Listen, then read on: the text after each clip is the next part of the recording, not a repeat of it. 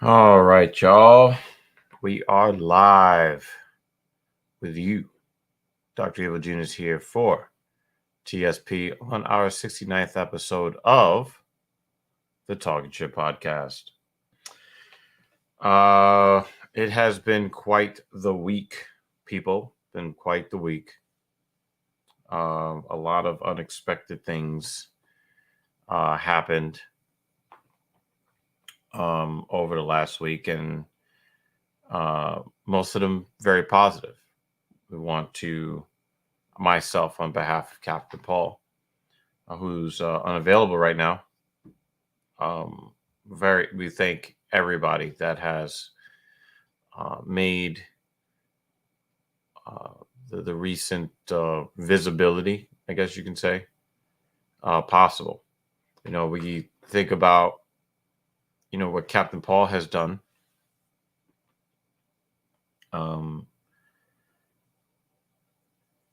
He made a video that, I don't know, the algorithm caught, I guess. I don't think that he was trying to catch the algorithm. I just think that he was frustrated at what he was seeing, and he made a video about it. And so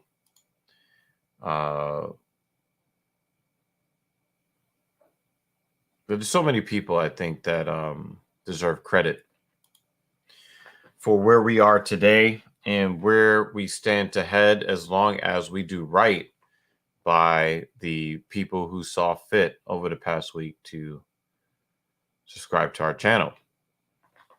Just want to say again, thank you very, very, very much. We could not be where we are without every single one of you. I think about where we were, and I think about the people that supported us, Traditionalist being one of those people that has been supporting my content well before I was doing TSP. And so I think that a lot of you have, all of you have a lot to do with our success here on the platform. And obviously, we're still kind of new.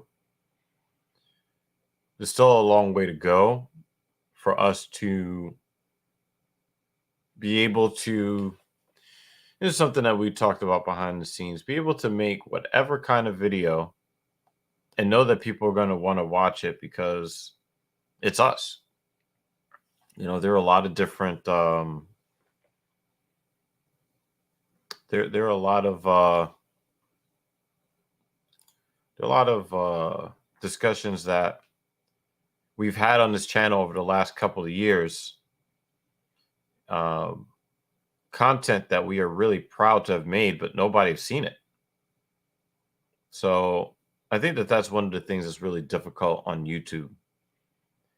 There are many channels where people are working hard, and really the algorithm on YouTube pushes out the same channels for the most part that are already successful. So, there were podcasts that we thought were really funny or really informative, and they didn't go anywhere. Some of the videos that we recorded that we thought were funny, informative, thoughtful, important to the culture, nobody saw them. So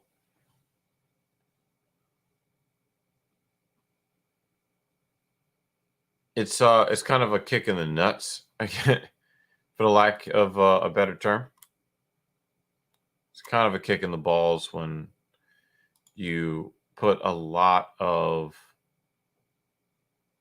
effort into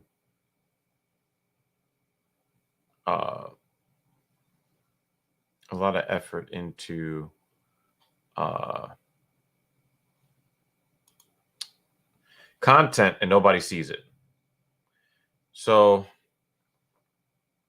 it is quite refreshing to finally be in a position where somebody says something on our channel and people actually gave a shit.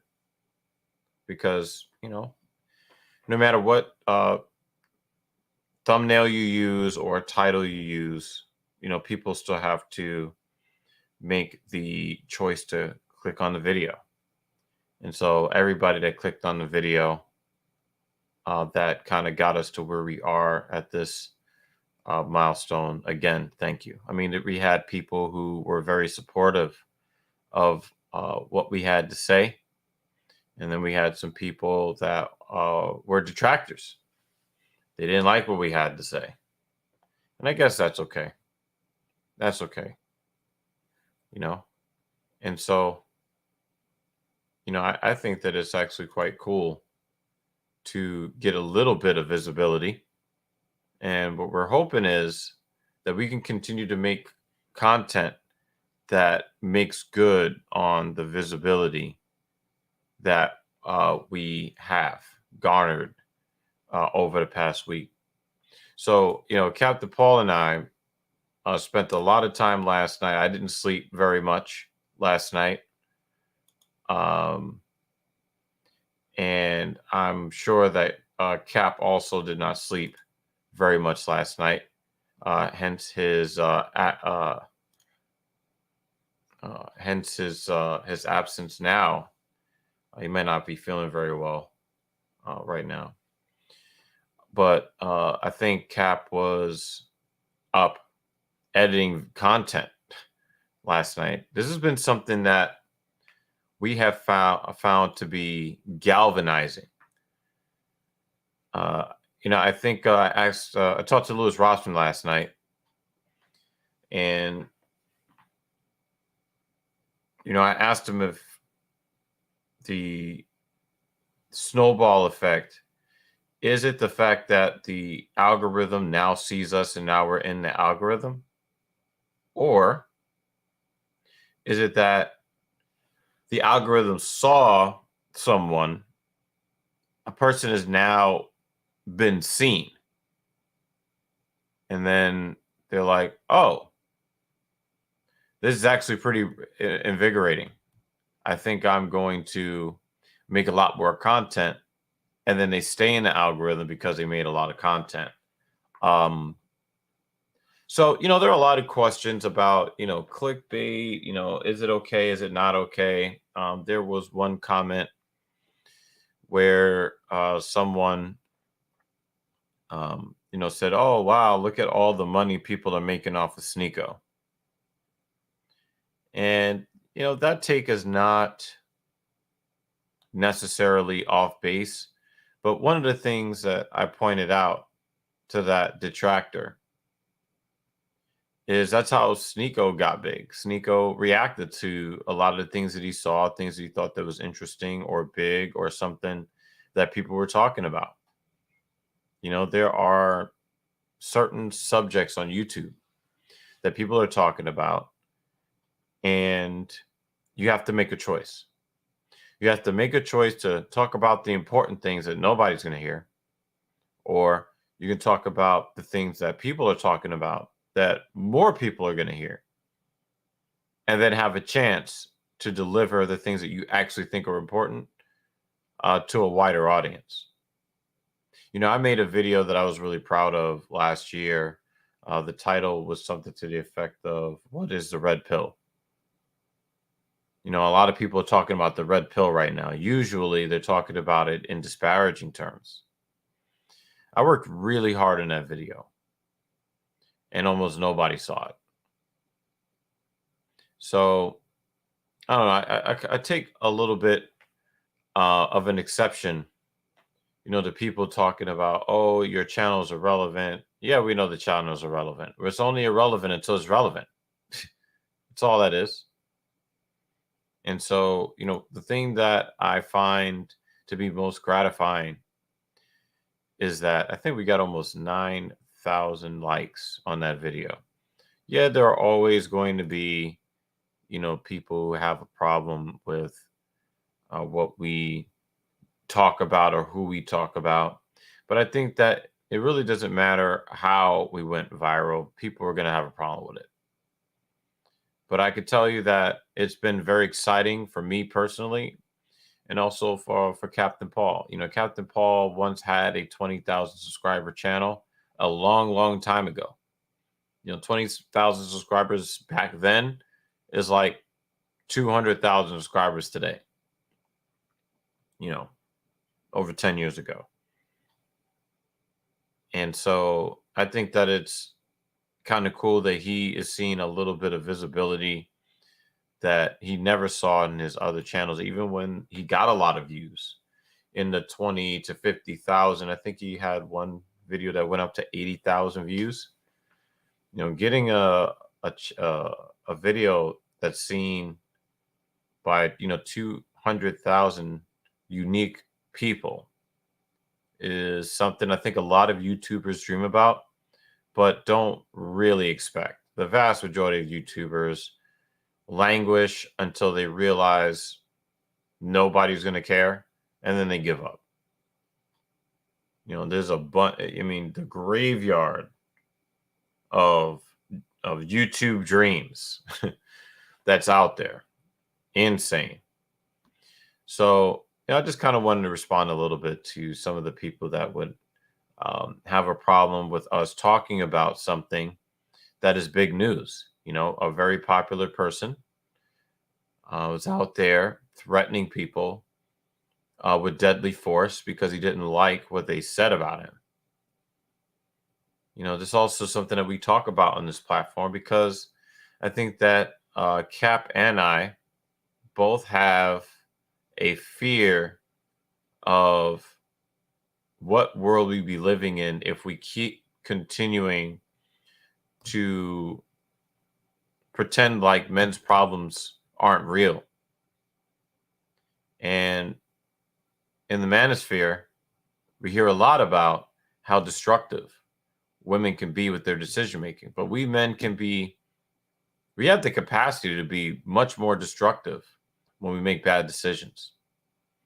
So, our hope has always been to try to draw as many people as possible, not to talk about the Matrix and repeat that fucking phrase, 80 million times a day. We want to bring a little bit of balance and care to the lives of men and women that love and respect men. We want to bring conservatives and liberals together and have conversations, bring them more towards the middle, where we can actually treat each other as human beings. So I get why certain platforms are very popular. They appeal to the worst of our natures. And we're going to be more likely to click on this, that, or the third. A lot of the positive videos that we have put out or important videos with public service announcements and, interesting things that we found. 19 views there, 31 views there, 8 views there. I think this says a lot about our society that, you have to put, sneako and embarrassed in a title in order to be seen. I don't think that people really understand how difficult it is to make content consistently here on YouTube. It's not easy. It's not easy. And I think that many of you guys that have seen our progression on this platform, I think that you guys have a very good understanding of what we've been through just to get to this point. So I think that what we have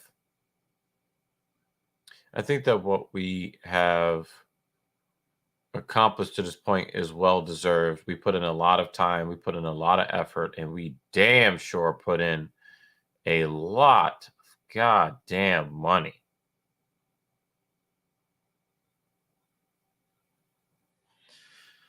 So I wanted to go over some things. One second. There's some things I wanted to go over.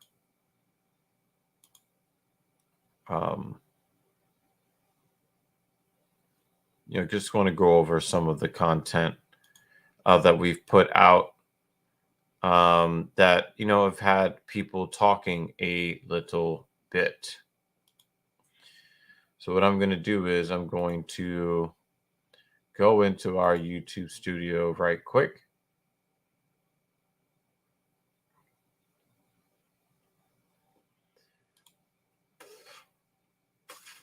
And go into this over here.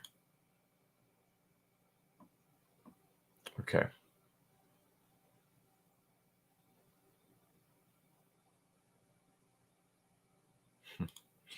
A lot of money.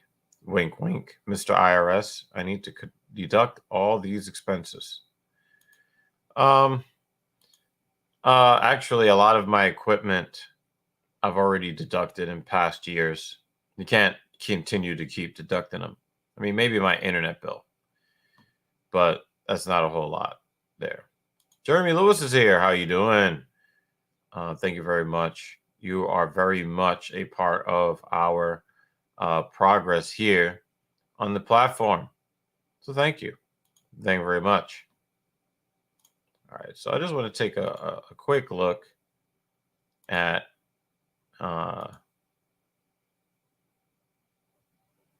it's weird. Oh, okay. That's why it's like that.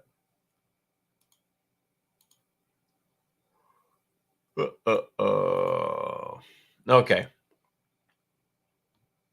So I just kind of want to go through some of the, because some people say, oh, you don't have any views on your channel. Her. You need sneakers. I'm just going to kind of take you guys down memory lane a little bit. Okay. Some of the stuff hasn't been released, but, it's whatever, right? So Captain Paul has a channel called The Locker Room. And on The Locker Room, he likes to stay away from politics, socio-political subjects, stay away from them. There is now actually currently a fourth instance of this story. It just keeps perpetuating itself. But we're talking about the Pride Nights in the National Hockey League. Now, Cap has stayed away from it because he doesn't want there to be a whole bunch of political content or people trying to add their political or religious or social beliefs. He just wants to talk hockey. Well, he created a video because there had been a third instance where either a player or a group of players decided to opt out of participating in a cause that they did not necessarily agree with. And what I mean by agree with is living by or endorsing something themselves.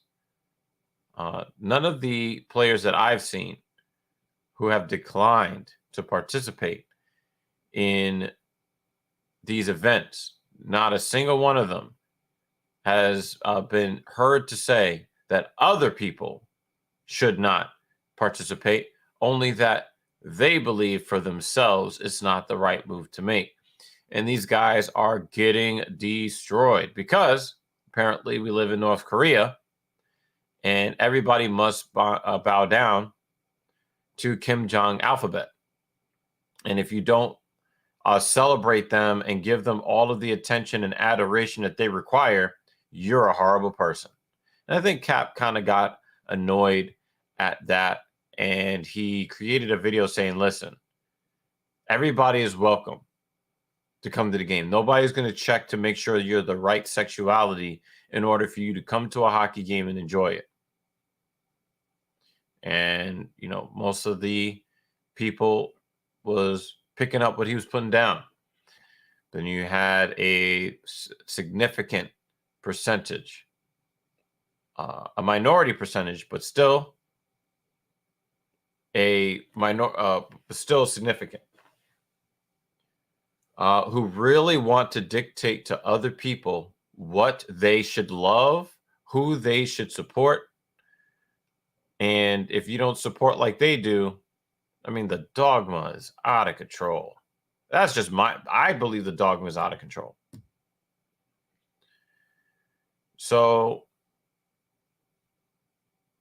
we did, he did this video here. Let me just kind of bring it up a little bit.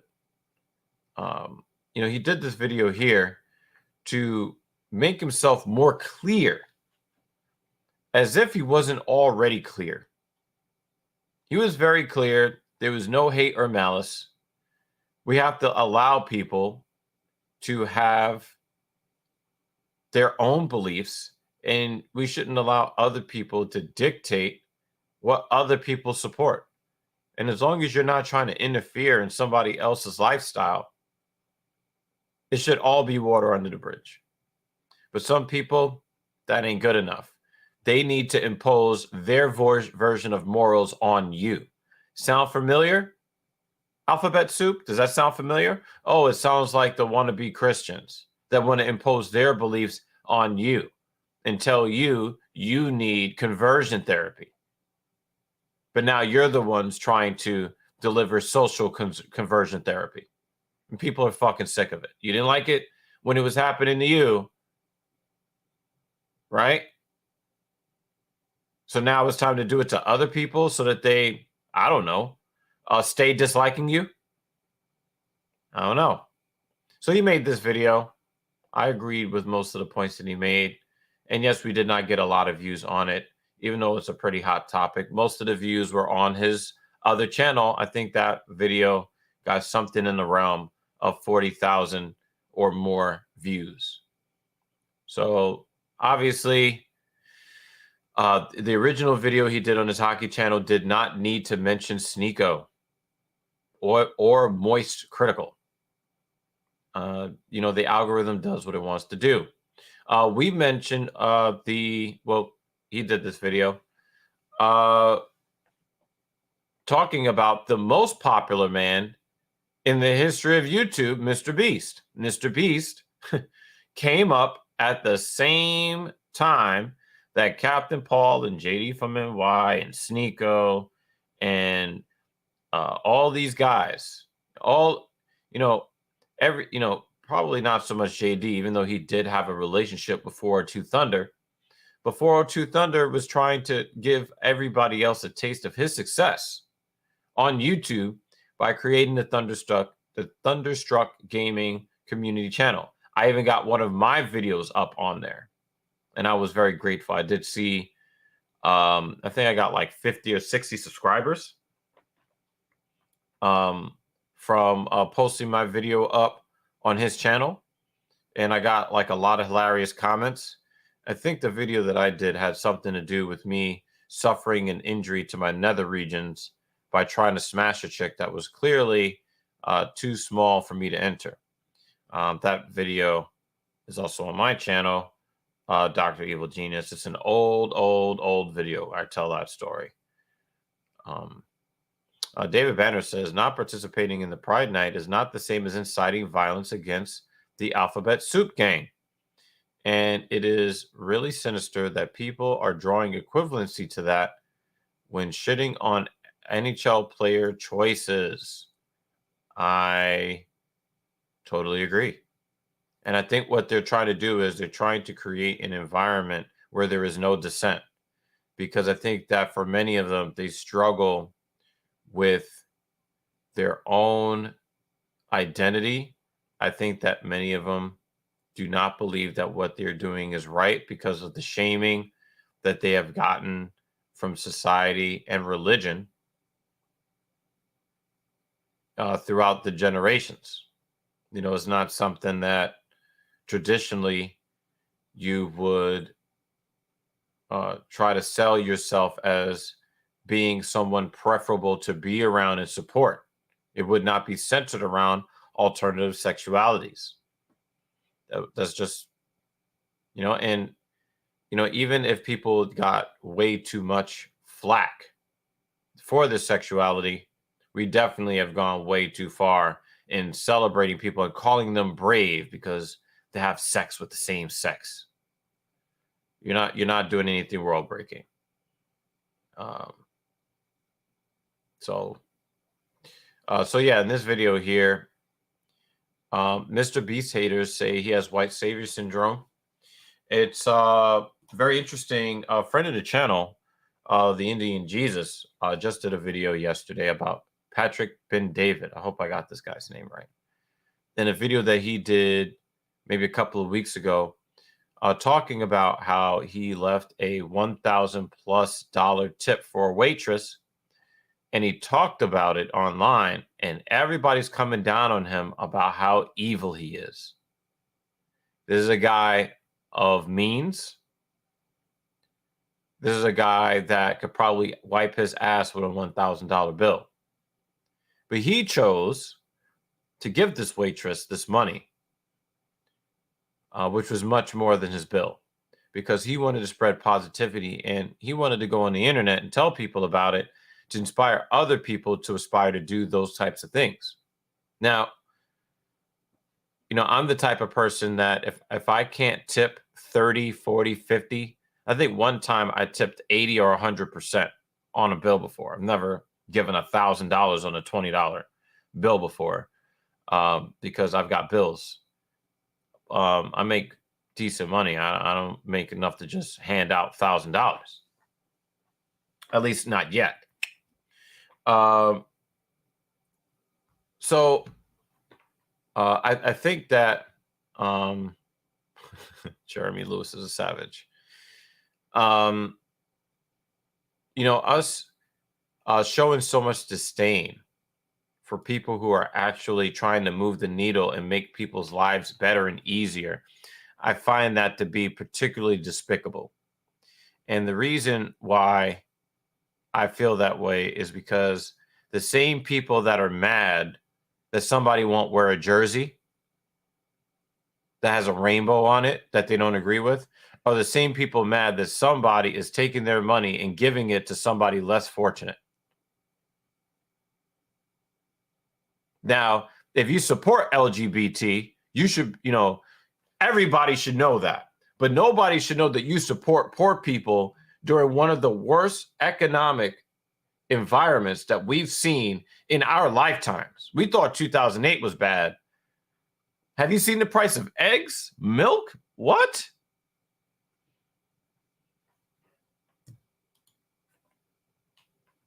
But, helping people, helping more than 1,000 people regain their eyesight from a simple surgery that the governments don't want to pay for.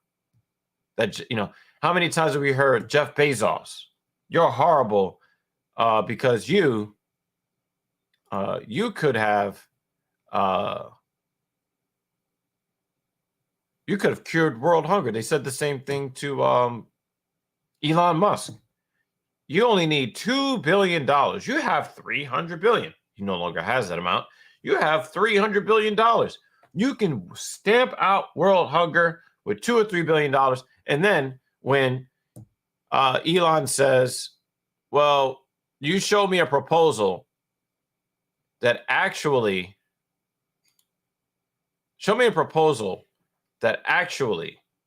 seems sustainable, that makes this $2 to $3 billion valuation to end world hunger forever. You show me how that's done, I'll donate the money. Crickets after that. I think that people are in love with the idea of having an impact on the world, but they don't want to do the work. Patrick Ben David had to do work to earn way more than that $1,000 for that $1,000 to become disposable to then give it to a struggling waitress. I know she's not talking shit about him and how horrible he is that he talked about it on the internet. Notice how waiters are not getting $1,000 tips. We can go there if we want to. So I really enjoyed the video that that Cat made talking about Mr. Beast. They're going to hate you if you do something good. They're going to hate you if you don't do something good. And I think that that's one of the lessons that, Cap and I need to learn about some of these naysayers talking shit about us about talking shit about the Talking Shit podcast, because we made a video that the algorithm swept up. And none of the people who are talking shit about us have YouTube channels of their own. One of the guys, we told them, I said, hey, your opinion is worth the tissue paper I wipe my ass with. If you can't show your work and show us how to make a proper YouTube channel that goes viral on its own without the algorithm sweeping it up. If you think you could do better than us, we need you to show your work. You go to his YouTube channel, 0 videos, 0 subscribers. When we got on that ass, what did he do? Deleted that video. He deleted his comments. We put ourselves out there. I mean, some of the shit that we are putting out there on the Patreon, some of the things that you're going to be seeing from us, like talking about like real in depth in our lives. There was some friction between Captain Paul and I about exactly 12 hours ago. We're going to be talking about that on Patreon later on. Like, we're putting ourselves out on Front Street, and these bitch ass niggas that are fucking cowards hiding behind their fucking iPhone screens, tappity tappity tappity on their screen, criticizing us for having success that they can never dream of because they're cowards. Only thing they could do is leave some salty ass comment that don't make no fucking sense. So one of the things that my dad said to me is, you can never please everybody all of the time. There are always going to be detractors. There are always going to be naysayers. Just do what you got to do. Just got to do what you got to do. Why should I work if somebody else has plenty of money for the both of us? That somebody else should share. And if not, I should take it with violence. It's time to stand up for our rights. But then when somebody is willing to share, that person's bad. You get what I'm saying?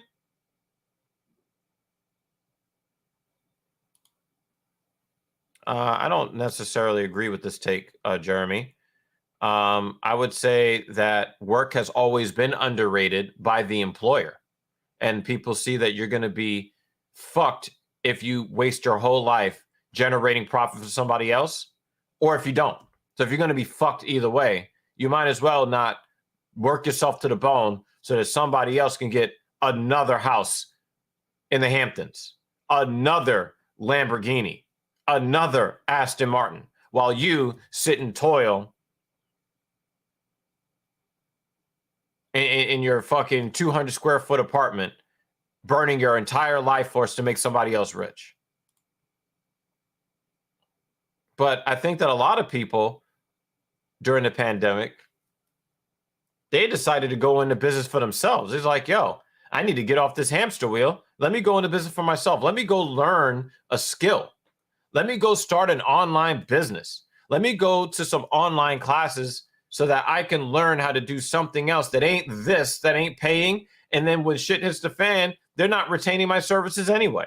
I can't rely on them to pay my bills.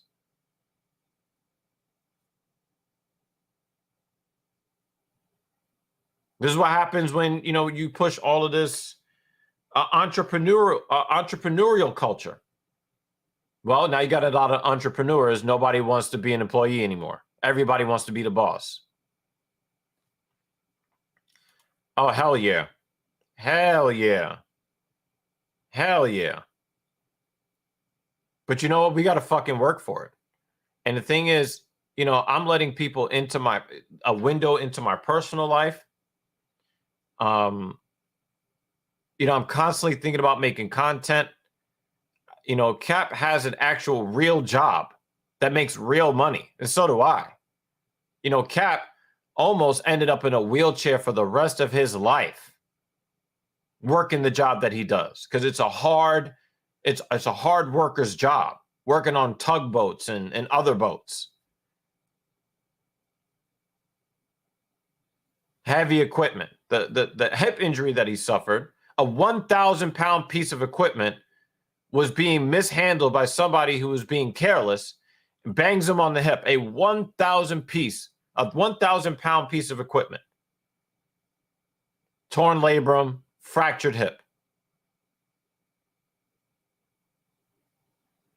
And while we're doing all those things, we're thinking about trying to provide a community for people. We're trying to provide entertainment, and anything that we've learned in life, we're trying to impart to other people.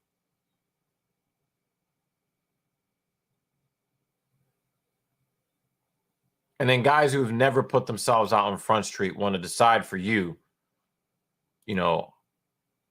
what you need and who you are. Even guys that have 120 million plus subscribers, people are doing it to them. So why not us, right? Obviously, you guys know a lot of the growth that we've gotten. There's 1,200 comments on it. 8,700 likes. The likes are what I care about. The views are nice. The likes get me. Oh, and by the way, a lot of times when you think about the people that are detractors and haters, I want you guys to take a look at this here. I'm going to try to zoom this in. Okay.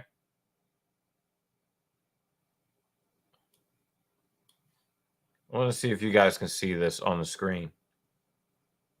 All the way here on the far right. A 98% like to dislike ratio. 8,761 likes to 182 dislikes for a video where Captain Paul says, hey, this guy is making a lot of bad decisions. We don't want to see anything bad happen to him. And we don't want to see him commit an act that's bad for somebody else that he can't take back. Like real grown man shit. And you have 182 people who think, well, I can't really, say anything about your message, but I'm mad that, you're talking about somebody that's more popular than you. As if Sneeko didn't get big doing the exact same thing.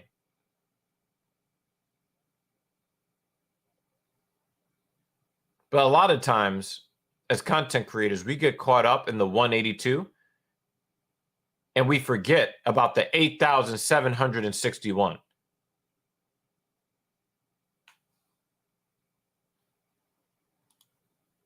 Wow, you're moving. Wow. Otis, hopefully moving to New York City to come hang out with me and JD. Ha ha ha. So you can actually be a bouncer. Know what I'm saying? Good morning, Watt. Thank you for coming by. Shout out to the Off the Script podcast family. Actually, JD should be arriving at my house in about 30 minutes or so. Got to do what you got to do. Sneeko could have been big on his own, but he wanted that clout boost and hitched himself to Tate. Well, he was already pretty big by the time he discovered him. But yeah, I'm pretty sure that launched him another level. But nobody's going to really be talking about that, right? They're just mad at you because they wish they could start a YouTube channel, and then they see a small channel gets 221,318 views and counting. Why should they get the success, but I don't? Well, let me tell you something. The reason why we got that little bit of success is because if you look down here at the bottom of the page, it says rows per page, 30. 30 of about 131. We've got a lot of pre-recorded content, and then you go to the lives, including the one that we're on right now. If you look at all the lives that we've done, we've put in a lot of work. Yes, we don't get the views, but it does not change. It does not change a goddamn thing.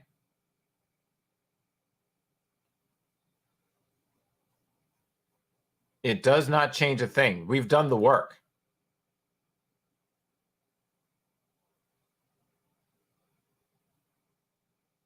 And we will continue to do the work. A religious high school in Vermont was set to play a playoff game against a team that's fielding a. Thank you so much, Watt. I really do appreciate it. You're a part of that, and salute to you. This team that they were going to play against, they had a biological male on it. So the response to, and shout out to Cass. I'm going to get to you in a second, Cass. Don't go nowhere. I'm going to get to you in a second. Don't go nowhere. But thank you for dropping by. You are appreciated. There is a biological male on the opposite team, and so they bar the Vermont school from all activities in the league. And we're not just talking about the girls' basketball. They're talking about all of them. So now you've created a situation where essentially a boy is allowed to play in the girls' game, but the girls are not allowed to play in the girls' game.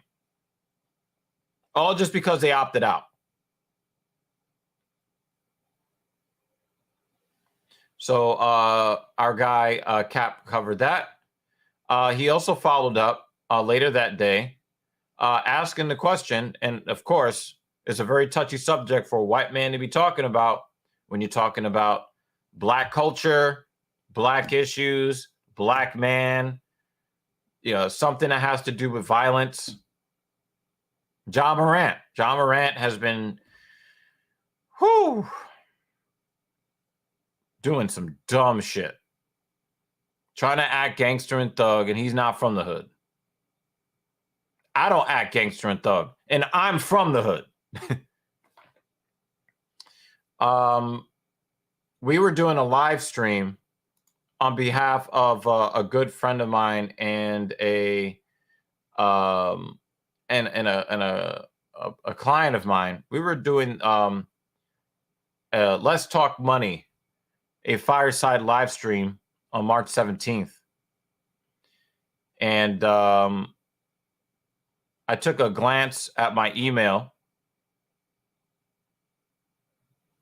and got the news that an actor that I really enjoy and respect is said to have just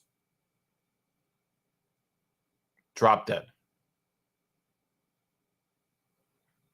And I lost my composure, and I ended up ending the live stream early. I was pretty messed up in the head. Like, John Wick 4, actually going to go see it tomorrow if I got it right from Mrs. Evil. And Lance Reddick is featured very heavily, especially in the third film. So it was kind of heartbreaking for me. And I thought that it would be best to just kind of leave that live stream the way that it was, because I thought that we had kind of made the point. We had a lot of fun kind of leveling with each other as if we were all personal friends right here on the Talking Shit podcast, talking about money and fiscal responsibility and financial education. And so I decided that because I could no longer concentrate, to kind of just put a nice bow on it. So Captain Paul, the brother that he is, decided to record this video here. Rest in peace, Lance Reddick, a story of perseverance. We were very happy that it got 500 views. See, we're happy with 500 views over here. We are grateful for every view we get on this platform. And I was hoping that that video would go more widespread because of some really heartfelt words that Cap expressed in this video. And, you know, Cap went and done research on him and then put out what is, you know, I think is a really nice eulogy. And he didn't do it for himself. He did it for me. I was unable to cover it. He asked me if I wanted to do the video with him. He asked me if I want to do the video myself, and it's just too depressing for me. So he went ahead on my behalf and made this. A lot of you guys don't know what goes on behind the scenes, what we do to try to bring content to you guys. You don't know all of the Talking Shit podcast episodes that we have done on the telephone, not recorded. And we're always trying to think, what can we bring that's useful, funny, entertaining, the whole bit. We spend a lot of our waking hours thinking about bringing the most compelling content we can. Either we're talking to each other about it, or I'm digging deep into my Google News, scrolling the most obscure articles about the weirdest things. And then we got to do the low T show for the patrons. I'm telling you, if you're easily offended, especially when it comes to alphabet soup, don't subscribe to the Patreon. Just letting you know right now. Okay? We say a lot of spicy things that people would label hateful, and we don't do it with hate, but people would assume that we're hateful because we use certain terminologies, use certain words, a whole nine. I'm neither proud nor ashamed. It's just what it is. Jane Fonda thought that she was going to get a lot of love for advocating for the murder of pro-lifers. She thought that, you know, she's in the right. A cast wants to see John Wick 4. Yeah, I'm not messing around on that one. I'm going to an early Thursday night screening, so nobody can fuck it up for me. Okay. You know, Jane Fonda thought that everybody was going to be like on her side. And of course, she has a dog in the fight. She's like 96 years old. So yeah, she's definitely in line for a prenatal termination. Yeah, she definitely has a dog in that fight. Sister says, I don't agree with your disobedience. Therefore, you are a hateful bigot. Blind Bat says, I need to see John Wick 1. I can make that happen. Just say the word. I can make that happen. All right, hit me up on back channels. You know how to get in contact with me. Stop fucking around. Another player, this time of the San Jose Sharks. This is the fourth instance. Goalie James Reimer of the San Jose Sharks opted out, drafted this wonderful message of non-hate, and still had people saying he's hateful. Don't know what to tell you. You have a whole bunch of people, and again, it reminds me of what happened to Colin Kaepernick when he decided to take a knee in response to his distaste for police brutality.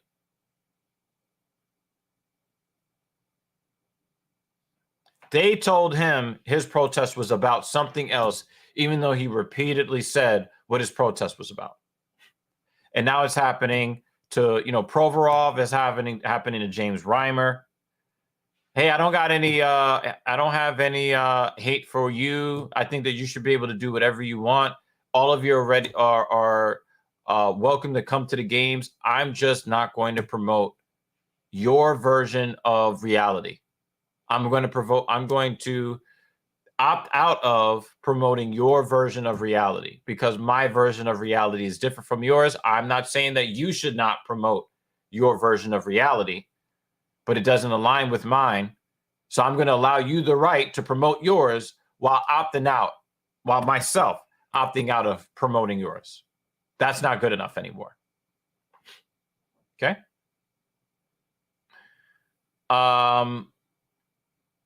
We roast each other here on this short. We did a really good video. Did not get a lot of views. Awesome thumbnail. The second lady of the house. Awesome thumbnail. She was really worried that wow, we're going to talk about we're going to get to you, Cass. We're going to get to you. So let me save this comment, right? Okay.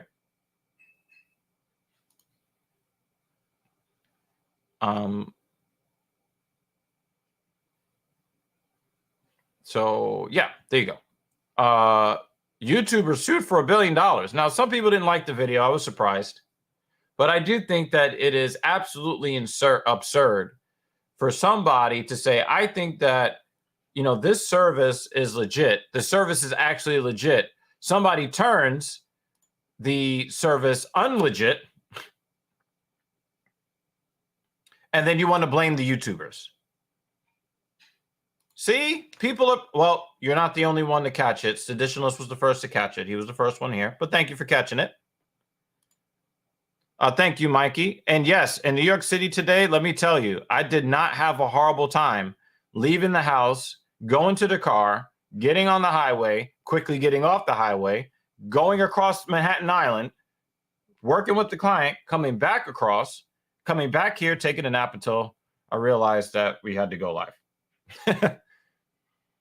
So yes, I'm, you know, it's going to go back to shitty weather pretty soon, but at least we got the opportunity in the here and now. So, you know, we had I think that we had I'm always tired. So, you know, we covered CoffeeZilla's video. Sonny is the reason that we got pushed over the hump into monetization at 1,000 subscribers. And, you know, Sonny has been kind of watching from the background and kind of happy for us that we did get a little bit of a win in the algorithm. How many more times am I going to say algorithm in today's stream? I don't know. So yeah, then I did this video, male feminists unhappy with Horizon Forbidden West complaints. Now, like I had said in the video, because this is one of my videos, I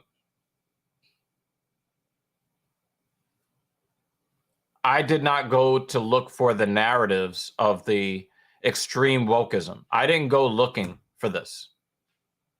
All right. Hey, Faded says, congrats, guys. Just got pushed into my recommended, so it's working. That's what's up. I really, really appreciate that, Faded. Thank you very much, sir. So I did a video that was released yesterday. Basically, lambasting algorithm. Basically land-based, you know, and here's the funny thing, man. One of the things that I have found fascinating, because I used to be a male feminist, and I found this fascinating in my early 20s.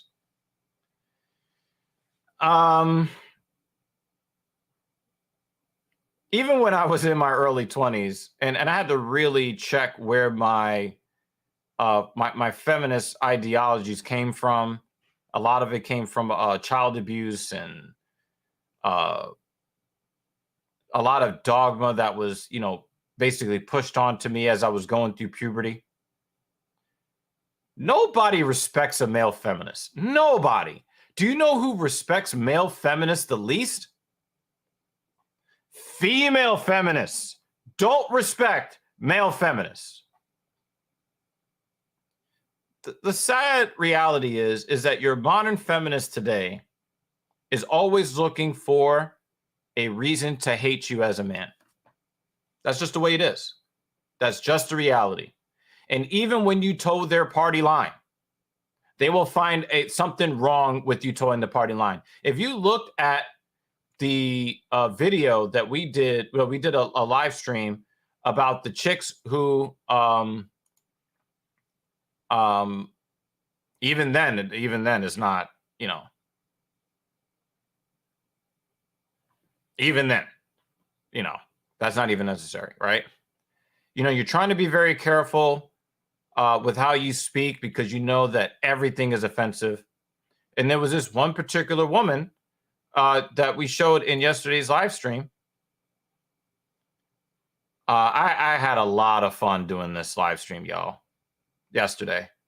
Body count. Can you guess who is getting their cheeks clapped? If you have not seen this already, this was a lot of fun. You guys should definitely go ahead over there, dead ass. But no matter what you say or do, there are some people who are always going to dislike you no matter what. And you need to be prepared for it. Even if somebody's reasoning for not liking you is not rooted in reality or is otherwise irrational or unsound. It's what it is. All right. As soon as It's Complicated released their interview with Sneeko, which I am going to tell you, they had access to Sneeko after Sneeko used to respond and review their videos. Now that Sneeko is in the algorithm, guess what It's Complicated did? They put out their interview with Sneeko for the algorithm. So I have to remind all you cocksuckers that want to talk about us trying to juke the algorithm, and we're just putting people's names and titles, in there, to get rich off of them.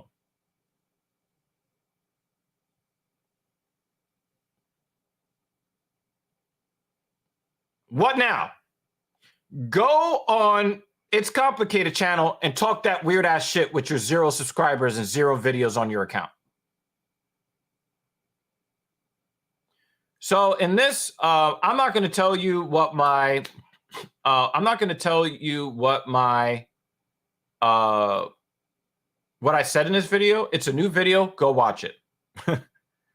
And a live that we did, Captain Paul basically used all of his energy to edit this video, to edit this clip, talking about our opinions of Abba and Preach. Definitely one of my favorite YouTubers. There are some videos I do avoid because I'm just like, I'm not interested. But yeah, I think that we wanted to kind of reiterate that we always want to talk about the people that we respect. We always want to do that. All right. Cass says, I'd say it's a vocal minority of feminists, and it's also more about third wave feminism and not the typical interpretation of feminism. Where did I say that? I said that somewhere. I think I said it in a video that I told you guys to watch. I know I said it very, very, very recently in one of these videos. So, oh shit. It might be in the one we scrapped because I stepped on Cap's toes and he got pissed off. Yeah. Yeah. This is 100% true. 1,000,000% true. And not only this, David, I submit to you that not only do their values change on a whim, but sometimes their values conflict directly with other values that they say are immutable and 100% true, and everybody else is wrong if they don't believe in it. They have competing ideologies. No wonder they're angry all the time. And again, I'll pull a Louder with Crowder real quick. Change my mind. I've never met a happy feminist, not once in my life.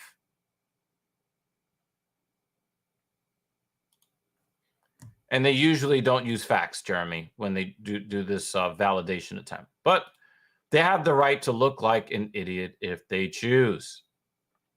So, we've done a lot to try to bring a lot of content. Sometimes I think that we're putting out too much content, and then, some of the videos don't get seen because we're putting out too much content at one time. And so, maybe, we could figure something out, like a good schedule that will allow us to, I don't know, to see more views. I don't really know. But, again, the point being that, you guys don't know how savage this man is. So I'm going to call a little bit of an audible. I was going to cover some comments that we had. Let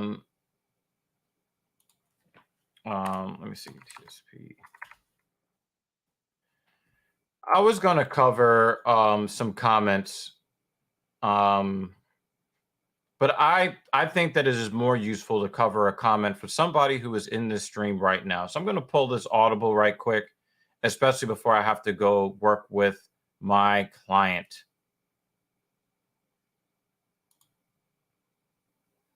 Okay. Now, I want you guys to know we did this video something like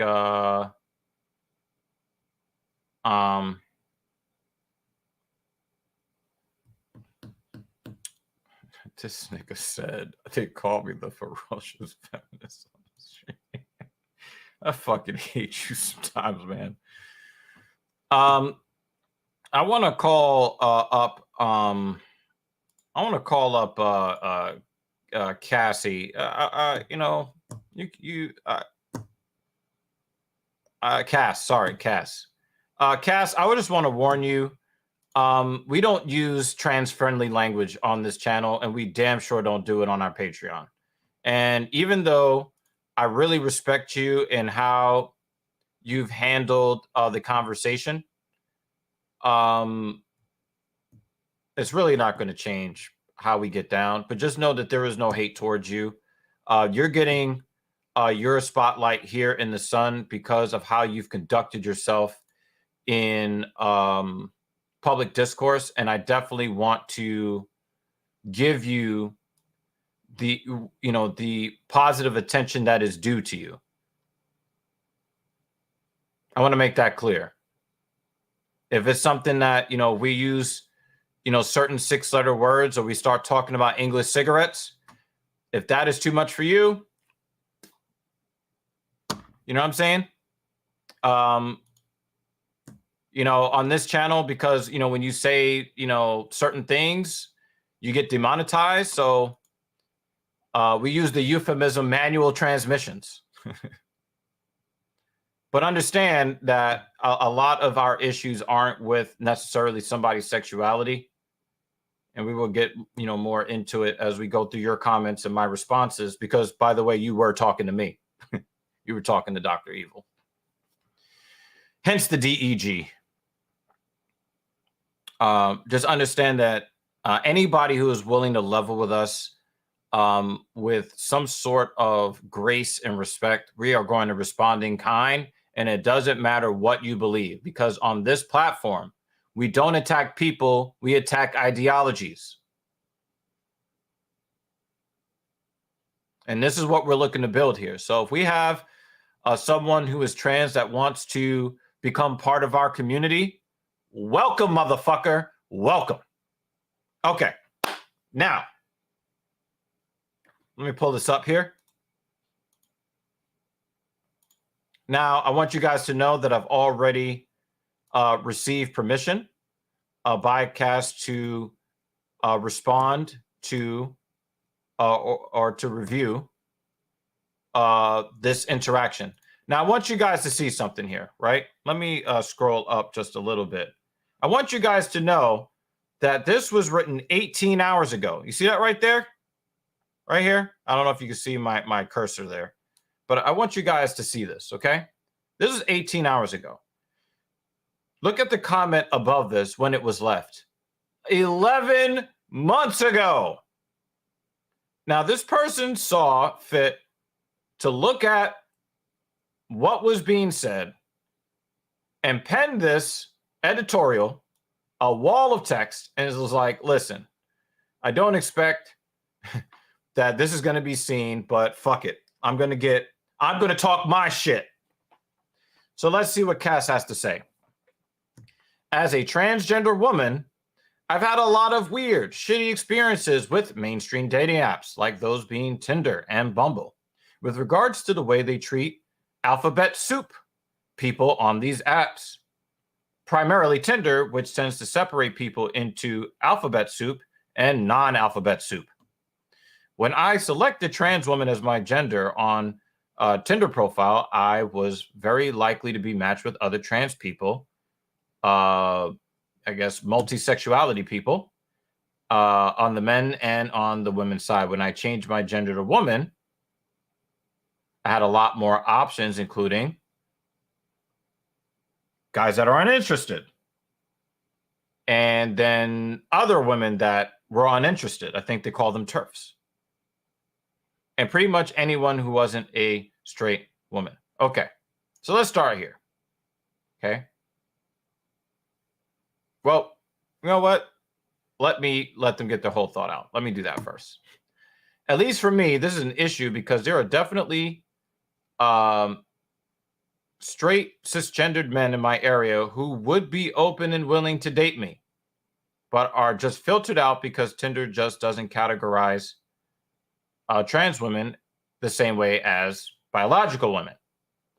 This wouldn't be a problem if Tinder had a system that showed trans women by default for straight men, but let you filter them out on account creation in your preference settings. This doesn't exist as far as I'm aware, though. And when changing your gender setting to a woman instead of trans woman and saying you're trans in your bio, you're playing a dangerous game of, will they read my bio or not? Most of my experience with this dance is I'll match with a guy, he'll say hi, read my bio, then harass me before unmatching with me. Some of them are polite and explain they glossed over the detail and would rather pursue a friendship rather than romance sexual relationship. A couple of times I've gone out with men I found in this way too. But if I'm selecting trans women as my gender option, I have zero chance at seeing these people at all. When it comes to getting banned for saying I'm not interested in biological males in your bio, I don't think it should be a 100% bannable offense, but it's definitely insensitive and to me comes off as making clear that you only think of trans women in that way. It is true that trans women 99% of the time are male assigned at birth, but gender is much more malleable as compared to binary sex, at least in social situations such as dating, as it is here. I think the best option on dating apps currently, if you aren't interested in anyone but biological women, is to just not match with those identifying as trans women. This would be a non-issue if dating apps continue to add options for all of this, though. Bumble has similar issues, but has more options for sexuality and gender, but the app still works best if you're straight and looking for a straight relationship. Stop using it after I realized Tinder was much more popular in my area. Can't say much about the other big apps, but not likely to use them if they behave similarly to those two. Just a rant from my perhaps unique perspective. Most of it about Tinder. Enjoyed the video. Thanks for reading. And I read this shit again, bitch. All right? I want my virtue points. Shower me. Shower me with progressive virtue points. Okay. So let's go back. Let's go back here.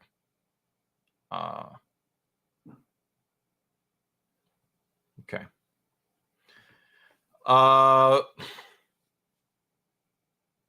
Wow. I'm just going to say the truth. I have no sympathy for you when it comes to the weird, shitty experiences with mainstream dating apps. And here's why. Because we all have shitty experiences with mainstream dating apps. Now imagine for a moment, you embraced your maleness and you were on our side, you would be swiped right on less than 1% of the time. And these are women that say that they want men. But then they'll add to it, well, I want you to be a feminist. I want you to be super nice. I want to be treated like a queen. Spend all your money on me and all these things, right? If they do match with you, they put your name in their phone book as free food, right? Because they have no, this motherfucker right here. Oh, I don't use a dating app. I wouldn't even date myself. God damn. But you are welcome here. Light bulbs are welcome here, okay? Transgender, light bulbs, human beings. All right. All of us have shitty experiences on them. If you're not over 6 feet tall with more than 6 inches in your pants, 6-pack abs, and what's the other one? More than a 6-figure salary. It's just not happening. Moonlight, the femboy Fulf. Are you a furry? Shout out. Thank you so much for acknowledging our existence. We do appreciate it. Right? Sedition said the self-confident, fit, 6'4" billionaire doormat.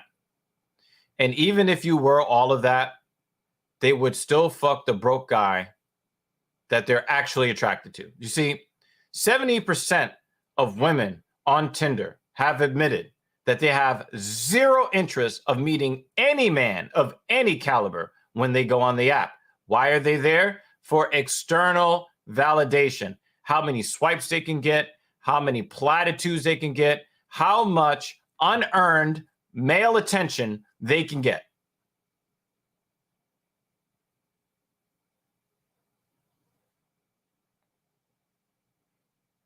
When you do follow the dating advice from women, you get shit on. While you watch guys that don't give a fuck get their dick sucked.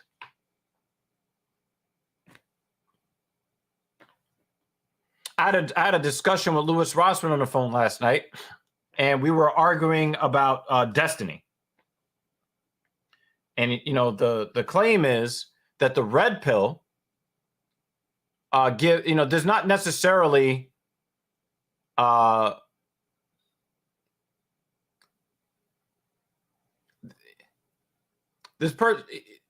necessarily saying that the tenets of the red pill are necessarily wrong, but they'll say, well, the solutions that the red pill gives are incorrect. They're wrong. They're harmful. Do you know why the red pill gives the solution options that they do? Because they work. That's not an indictment on the men. It's an indictment on the women. We men are biologically programmed to do whatever is efficient and successful in trying to mate with the opposite sex. It's built, it is encoded into our DNA. We were told as little boys that you become the Disney prince for the Disney princess. So we fantasized about being the Disney prince to these princesses. And you know what they did? You know what the women are out there doing? They're out there fucking Gaston. That wasn't part of the script. That's how guys get red-pilled in the first place. All boys start out as hopeless romantics. All of us. And the ones that aren't are the ones that were taught by strong male characters. No. Don't do all that simping. Don't do all of that. It's not going to work. Only the ones that have been warned as boys, that's not how it works. Those are the only ones that don't go through the red pill raids. They don't have to have their heart broken first to then go find out what the truth is when it comes to the male-female dynamic from middle school, high school, and beyond. Those are the only ones that don't go through it. Everybody else, they find the frauds in Florida, speaking truth, but not speaking truth to power.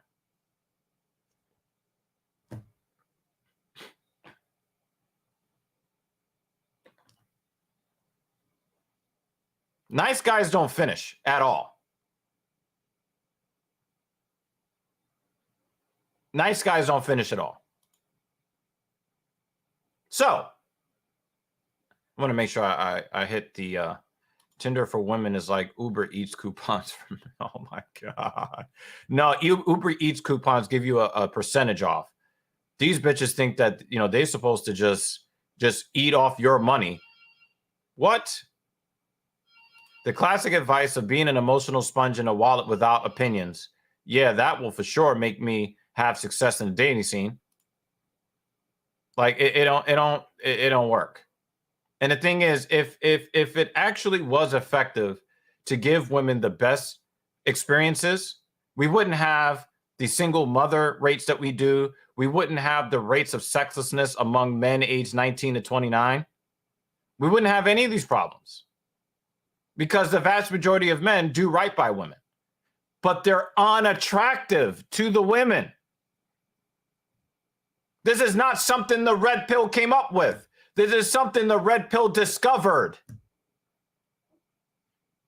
Oh, you guys are listening to Kevin Samuels. No, Kevin Samuels listened to us and then said, wow, the vast majority of guys are having this experience. The vast majority of guys don't see these women as worth being with for a variety of reasons. First and foremost, being massively overweight here in the United States of America. I can go on and on. But I don't like, the solutions of the red pill. Then guess what? The women are going to have to start responding to men that have their best interests at heart.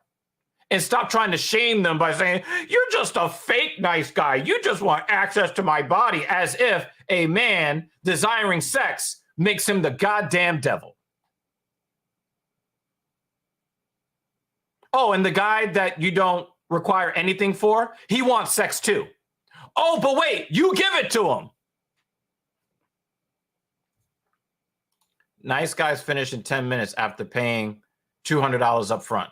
Yeah, the guy goes home by himself, and then pays for her Uber to go to her next date, the guy that she really wants to fuck. And now she could give him all of that motion of the ocean energy. Now that she has a full belly off the guy that she ain't attracted to. Now she has enough energy and enough stamina to go fuck the guy that does nothing for her.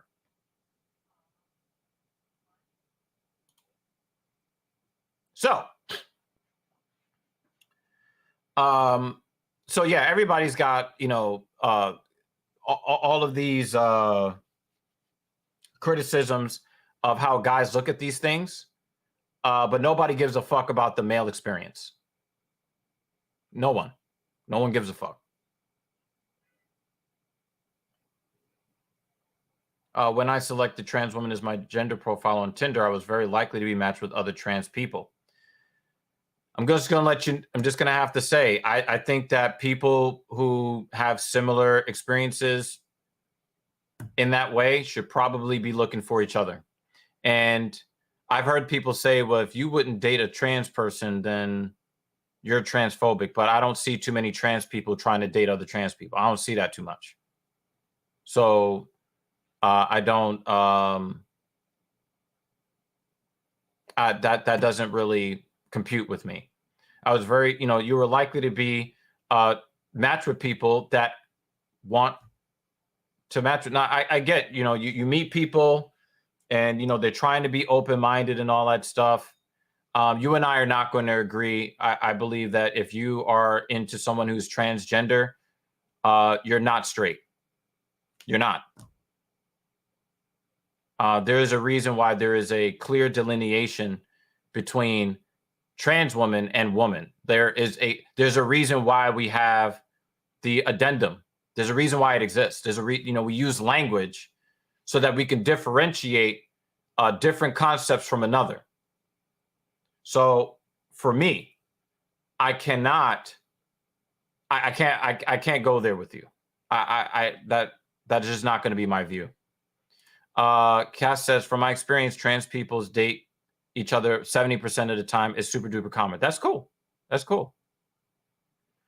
My thought on a man dating a trans man is that he is attracted to a trans man, still biologically female, but not exactly straight.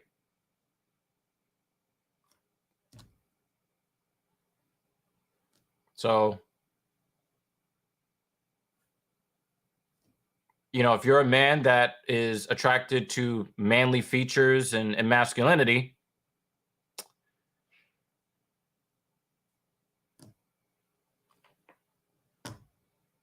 nah. And this is a rarity right here. But 70% of the time, thank you for this bit of information. Because we don't hear about it a lot. We hear a lot about, we want the straight men. And it's like, but they don't want you. Go somewhere else. Go find somebody that actually values you.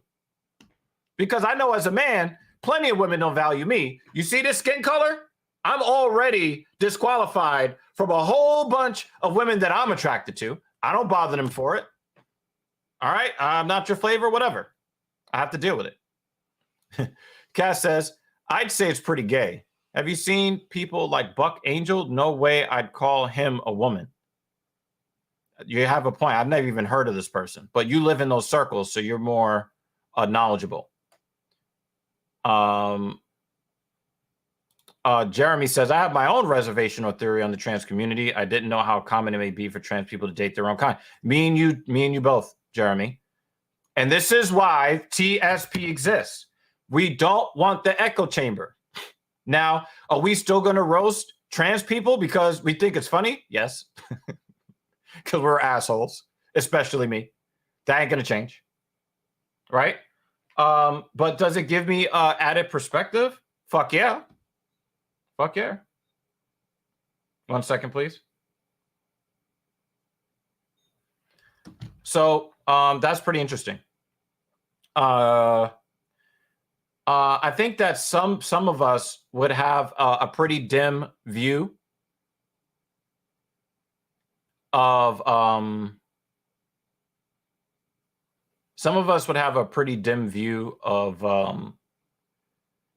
having the option to identify yourself accurately, choosing not to do so for your own benefit. I take a dim view of that. I know for a fact that you know this, as well as many other transgender women. You know that the vast majority of men do not want to see you in search results. I think you know this. And so I must, and I respect this. I totally respect this. Totally respect this. But, I'm at a point where when I go on a dating app, I have to try to suss out, different things, because that's just not what I want. I don't want to be intimate on a date. And the thing is, let me also make this clear. Do you know who I put in the same category as trans women on dating apps? Biological women talking about they're looking for a platonic friend and to just go out on fun dates. I put them both in the same fucking category. You know what we niggas want when we get on the app. You know. And it's not to talk about the Real Housewives of fucking garbage trash cans. If we are going to deal with you and talk about shit we're not interested in, we trying to clap those cheeks. Hulk smash. No, And the shit that pisses me off, especially when you talk about Bumble, Bumble has a separate service called BFF, where if you're looking for platonic friendship, go there. I don't want to hear, I want free access to your masculine attention and your resources in exchange for nothing. I want everything. You should be happy with giving me everything. That's your reward, is you get to offload some of your resources to somebody who's selfish and only care about themselves. Go to BFF if you are looking for platonic friends. Get the fuck out of the dating app. Dating apps are for dating. Stop it. End rant. At least for me, there's an issue because there are definitely straight and cis men in my area who'll be open and willing to date me. Again, I've already stated my disagreement here, so I'm not going to retread that. This wouldn't be a problem, and this is the shit that show by default.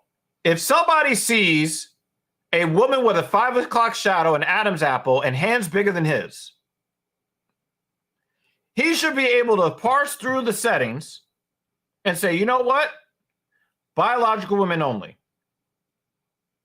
Show everybody by default so that everybody gets a chance to decide. And then if you really care to only see biological women, I love this idea.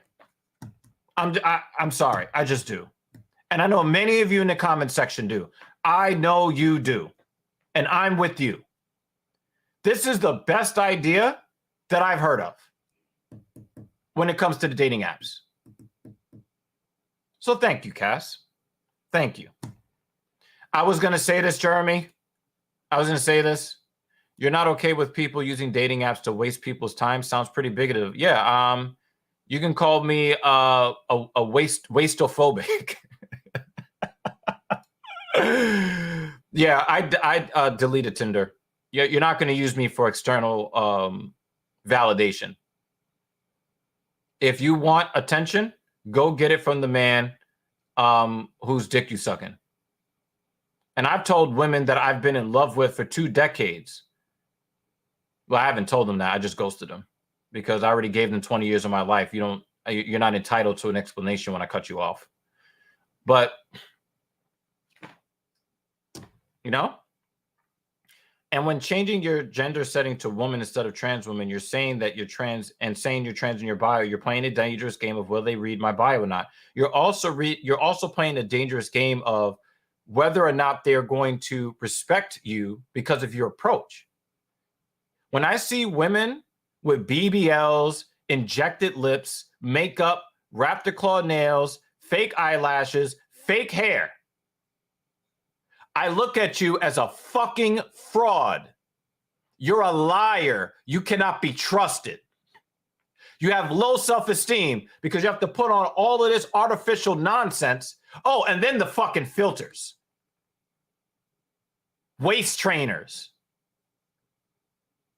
Fuck off. I swipe left on all makeup, all fake body parts, bolt-on titties. Shout out to Bruce Bob Trotter for that. You got fake anything. I'm swiping left. I swipe left like 99% of the time. I've got no more match options on Bumble because I swipe left on almost everybody. I'm that fucking serious about it. You're not going to waste my goddamn time, and you're damn sure not going to get some free external validation. You're going to have to earn my attention, just like I got to earn your attention.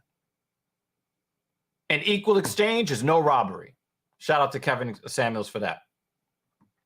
Cass says, dating apps are already a waste of time. I logged on to get a night with someone, but expecting nothing more anymore. When I log on, and somebody even matches with me, I don't even expect them to fucking send a message. And on Bumble, men are not allowed to message first. And you still got chicks on there that are like, I don't message first. Do you know what app you're on? I can't message you first. 80% of my matches never get to the the part where we can have a conversation because they're waiting for me to start the conversation. When Bumble does not allow men to send comments first because it's a feminist dating app. Even when you give women empowerment, they don't want the fucking power. Besides a way to filter on gender, including the alphabet, dating apps should allow to define and filter on types of relations. One-nighters, steady booty calls, long-term relationships, platonic. A lot of that is filed under casual. I don't know. Relationship, short-term relationship, marriage, things of that nature, So a lot of what you mentioned is filed under casual. If you are two people that are looking for casual and then you have a conversation, you guys will figure out the dynamic of the relationship that you're going to take on.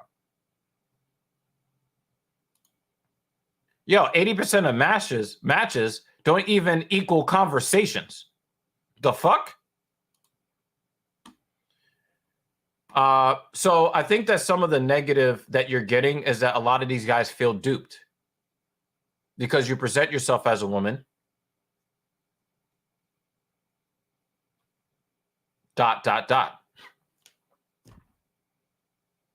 get what I'm saying? Like that's just what it is. So that's just what it is. So a lot of the times guys get really angry, and the guys that have been violent in past years, they've been angry because of the deception more than the perceived gay sex they just had against their will, which, if you ask me, that is a form of grape. And I'm not talking about the soda, the soda flavor. In order to have consensual relations, you have to consent to understanding the terms of getting involved. And if somebody thinks that you're something that you're not and you engage, you just SA'd somebody. So I hope you're not one of those people.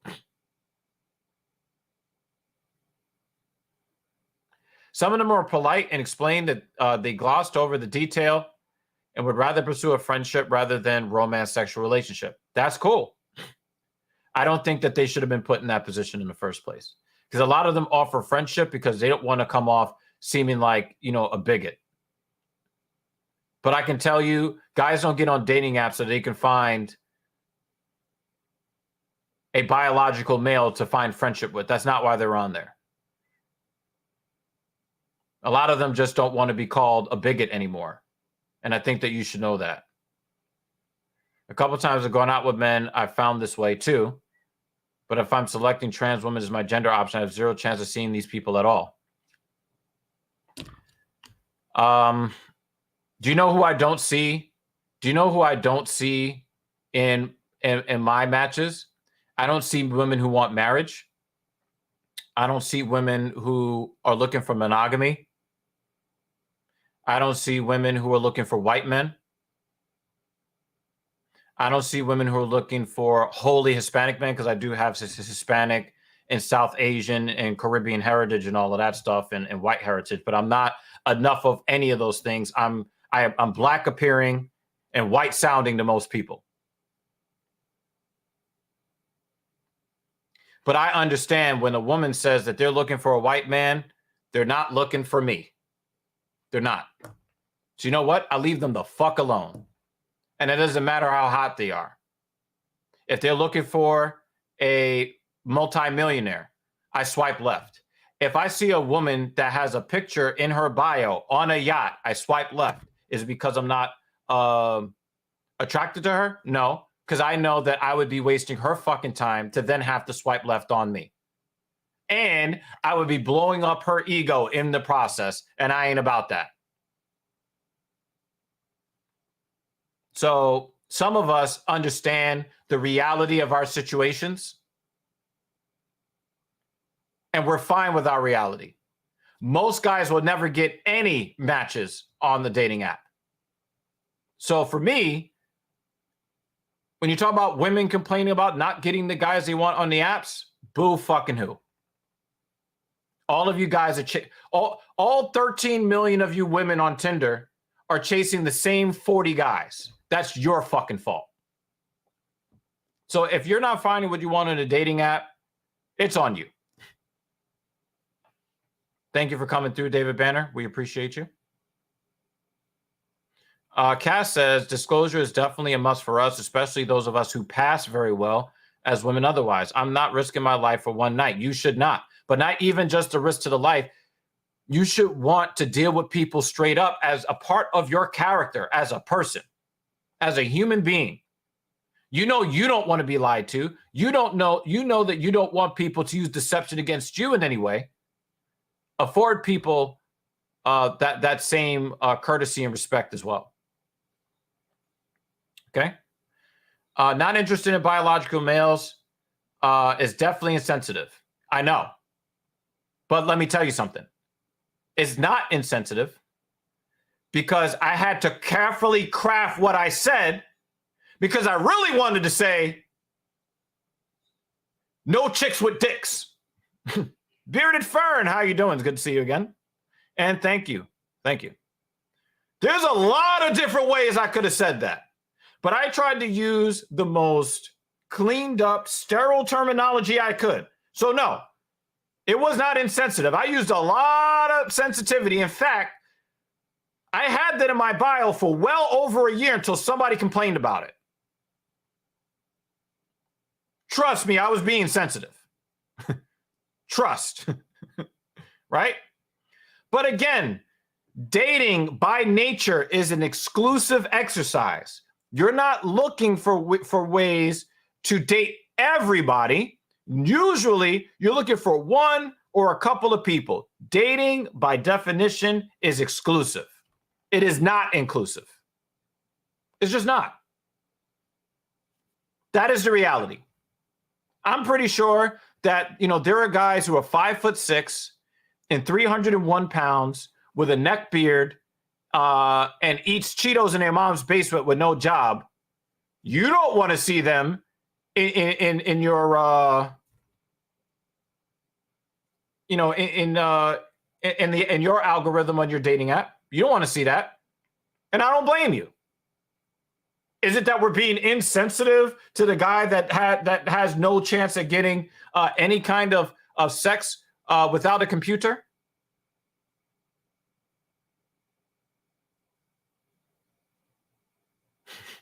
Imagine you meet a guy off a dating app and he says, "Oh boy, my first sexual experience without the computer." I would die laughing. I say the best thing to say in your bio is cis women only. It will get less vitriol overall, even if you don't agree with the terminology, has the same message you're looking for. I don't trust that. So I'm choosing to follow your other, I'm choosing to follow this right here. I'm not chancing it. I'm not chancing it. Because according to Bumble, dating is supposed to be inclusive. Except when it comes to straight men. Then you can exclude all the straight men you want. That's cool.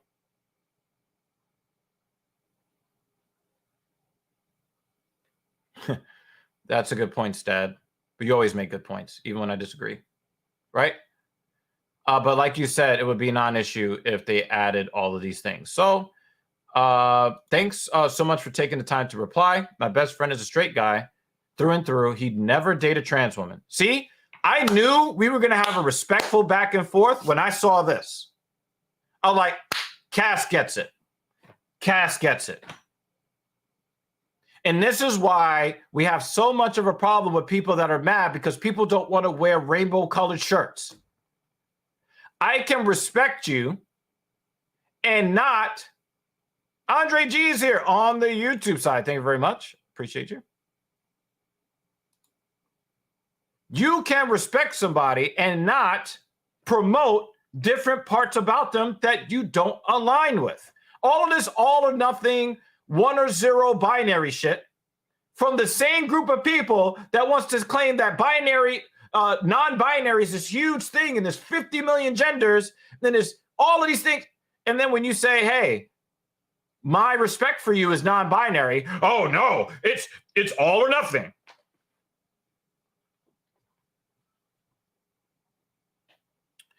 He is very supportive of my identity and who I am. I will say it's very strange to witness his troubles on Tinder, with Tinder. At one point, we both signed up on the same day and figured we'd see who get the most likes after a day. A lot of these have been done. Oh, it's Capta. Thank you for coming to YouTube. I appreciate you. If you haven't subscribed already, please add to our growing fan base, please. Jeremy Lewis says, I will say that even when you put your stance out as a straight person, whatever the terminology online or even in person, I know homosexuals who take it as a mission to turn them is disrespectful. I've seen this with my own eyes for over 30 years. I've seen this with my own eyes. I've seen this. I've seen gay dudes call themselves women talking about they want straight men. I'm like, if you don't get the entire fuck out of here with that. Seditionalist, thank you for coming through. Jimmy Dean, you are an ass. You're a whole asshole. And we love you for it.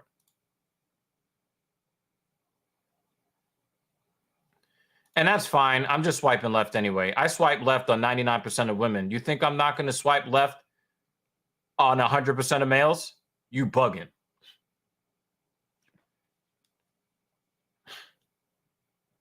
After the day, I had 50 likes and he had 10.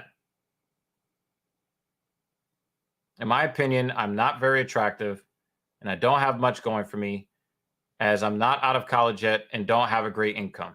See? I'm telling you, your manhood is still there. Your manhood is still in you. Because only men are judged on how much income they bring to the table. Women are not judged by money that they make. And you keep hearing all these women talking about, I'm a strong, independent woman, I'm a career woman, blah, blah, blah. We don't care. Because you're not going to spend any of the money on us anyway. If we don't have access to your money, why the fuck do we care how much money you have?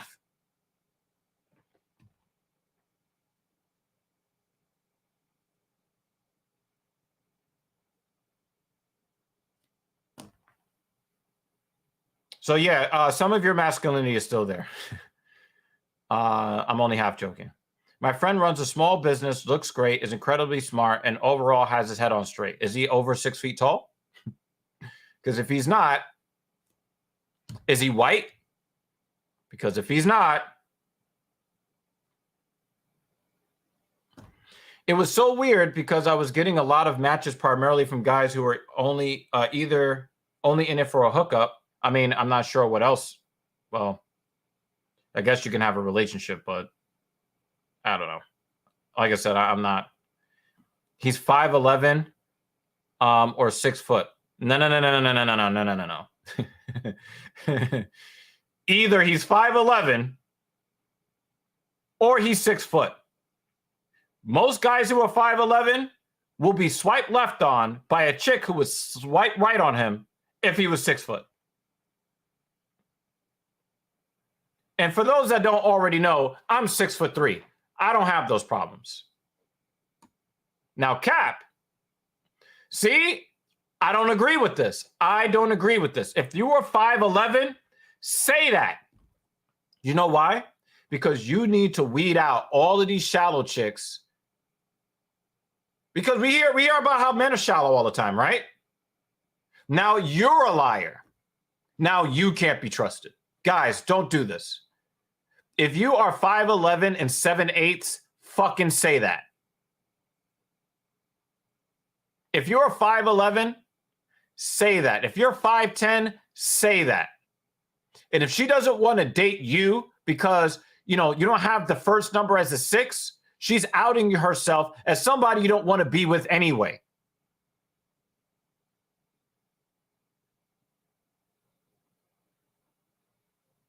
Sonny, you are always welcome here on TSP. I swear to God, man. You are my favorite kind of troll.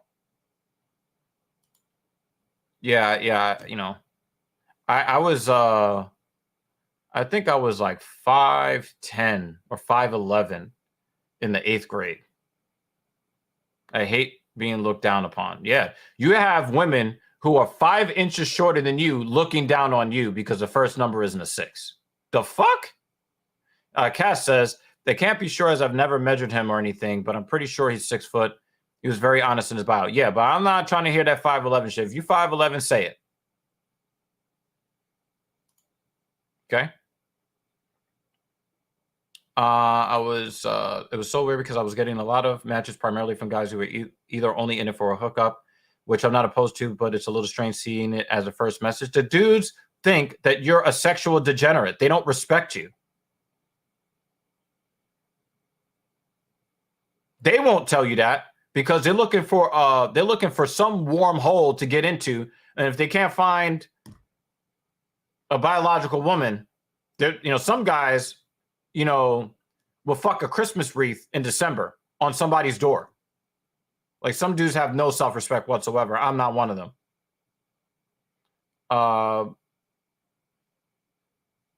Yeah, these guys don't fucking respect you, and I respect you enough to tell you. Are very inquisitive about extremely personal details that they'd never ask someone who wasn't transgender. Yeah, you're a sideshow Bob to them. On the other hand, he was able to find a few women he enjoyed talking to, but it was a lot of heavy lifting on his part when it came to texting, and only ever met one in person. Yep. Even some of the most attractive guys run into this problem. To me, it felt like he had a lot more trouble on the app than I did, which may be because of him being a straight man. That is exactly why. He's also mixed, but it would be really, really shitty if that was limiting the number of likes he was getting. I'm pretty certain that also was an issue for him. He's never going to be enough of either one to get either one. And the only way that guys like him are going to get play is like 500 years into the future when everybody is mixed.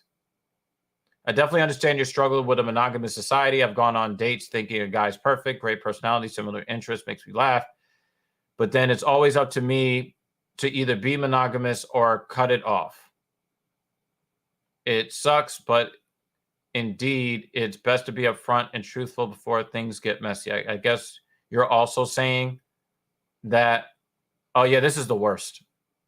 This is the worst. This is the worst. Like, if he was coming up and trying to date in 1997, he'd get all the pussy. Not right now.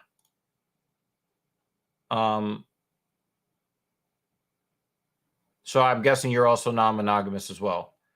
For me, I'm not going on a date with a woman if she doesn't know, and I put it directly up front in my bio. ENM, ethically non-monogamous. I'm not here to waste your fucking time, and I'm definitely not going to let you waste mine. I give the same respect that I demand. I'm not taking anything less than the respect I give. When it comes to the community I've been in many years of my life, I came out at 15, now 23, so that's 8 years. Standards are a lot different from and I'm generalizing, straight community.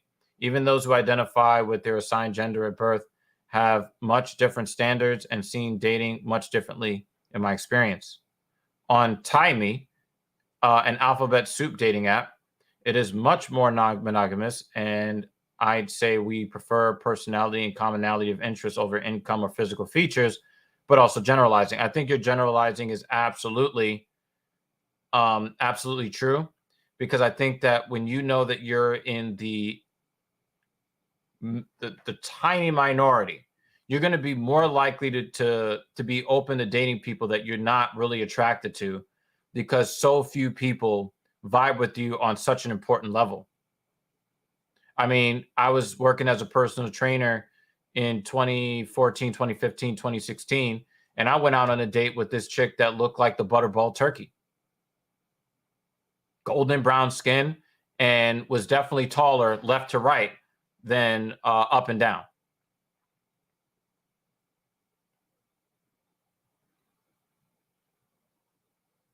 I had to do everything I could to focus on them titties. so I can think one day I can try to want to have sex with her. And that's what it's like, you know, being a non-monogamous man in a monogamous world. But I don't complain about it, and I damn sure don't call nobody a bigot because they don't agree with it. So when I look back at how dating is going for my friend, it's a culture shock of sorts. Totally get it. In the end, if someone has a preference for a shorter girl and I'm too tall for them, whatever.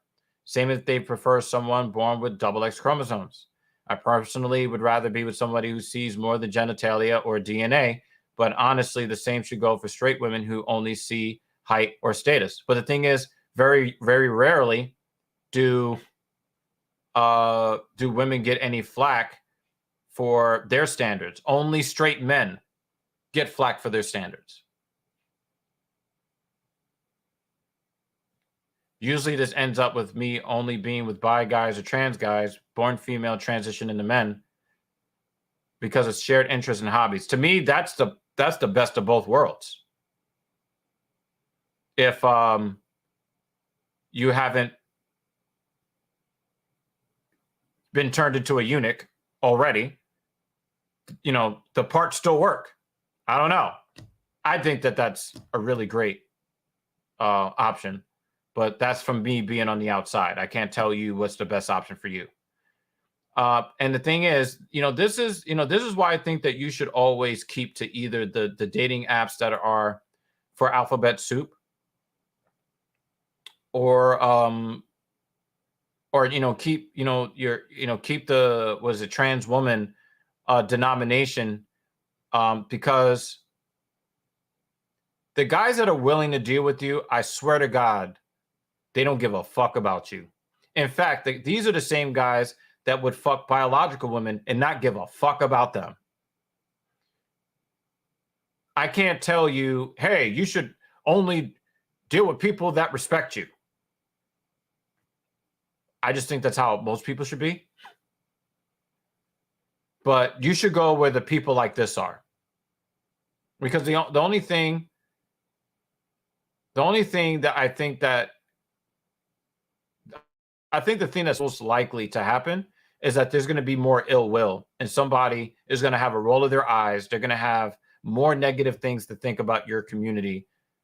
I just think that I know that a woman who is a white supremacist, she will never bounce her flat booty on my penis. But I'm okay with that. I'm not going to go over, to a cross burning and demand that I bend over these racist white women. I'm just going to let them do their thing over there.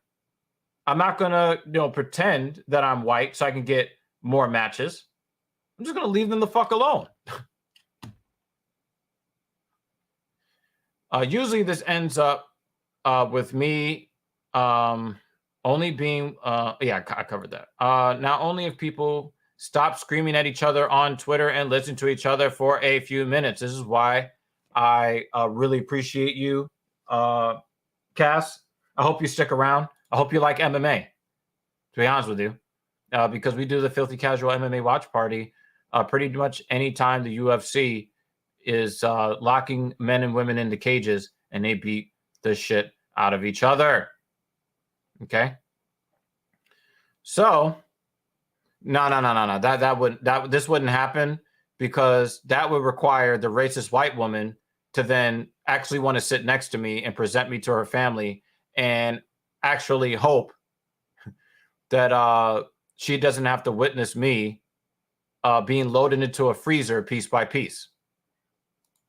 Cass says, and then there are people who pretend to be progressive about trans people just to get... I really wish I didn't read that. Come on, man.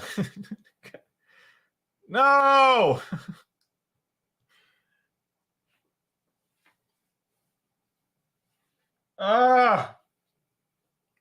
Men, you make it harder for men to live in this society. It's your fault. Ian walked into the stream like, what the fuck?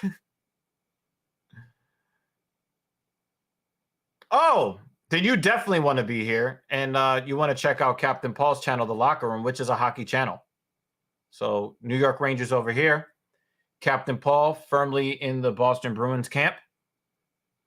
Yeah. Jimmy D said, ain't gonna go demand racist cheeks. Shout out to Cleavon Little. Ouch. Ouch. Ouch. Ouch. Ouch. And so, you know, we had a debate with a man who was an ally. And we had a really nice debate. I don't know if you saw it, Cass. We did it last week when we were talking about compulsory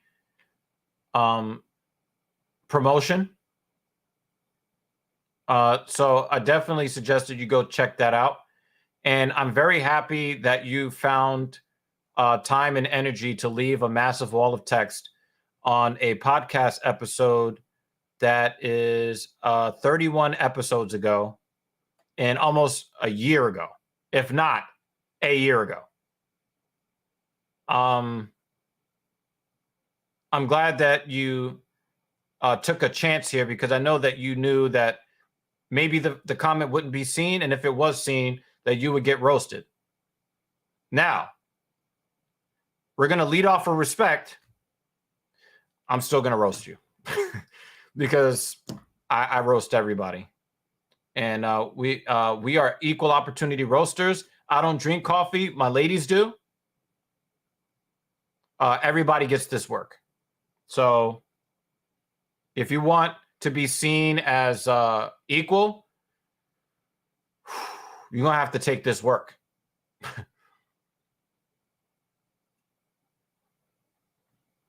Because when I start talking about pop the clutch and manual transmissions, no, I know you're lurking, and I hope you heard me. Cass says, no, I agree. Chasers are incredibly annoying. I think they're gross. It's similar to preaching racial injustice as a white man just to get some black booty. Very strange.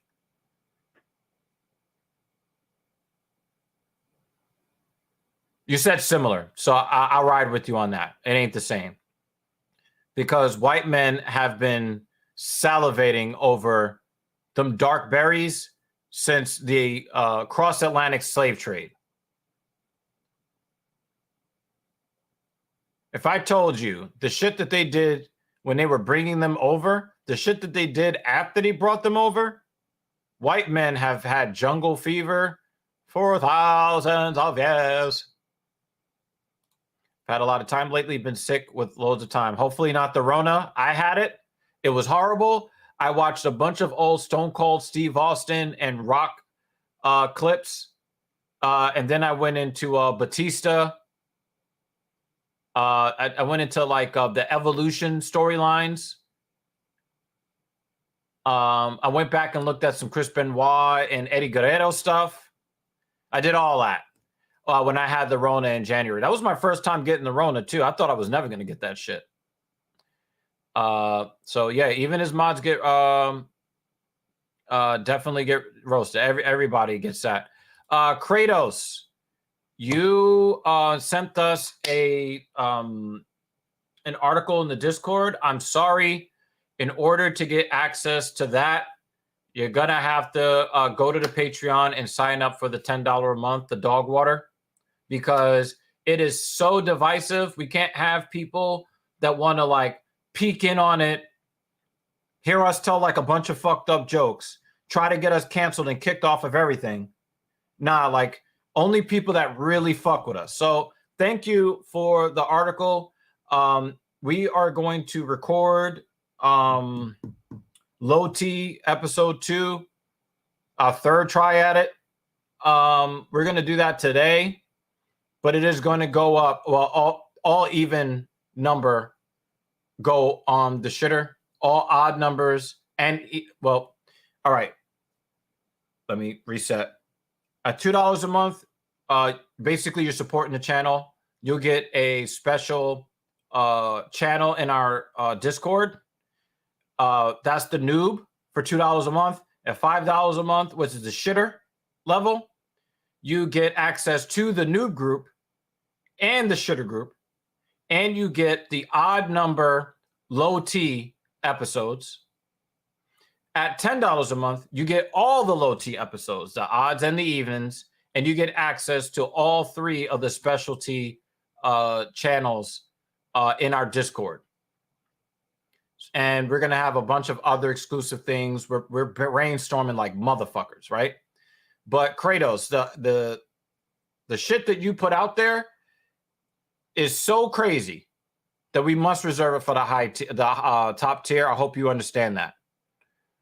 It is no disrespect to you. It's not like we don't want you to see how we responded to it, but the subject is so not safe for work. It's got to go to the top tier. Cass says, like in our community, we have a joke about how a lot of politicians get caught having affairs with trans women, usually the ones who like to decide our fates in legislation. Now, Cass, if we're being honest, they want to decide everybody's lives. Not just trans lives, everybody's lives, because they write the laws.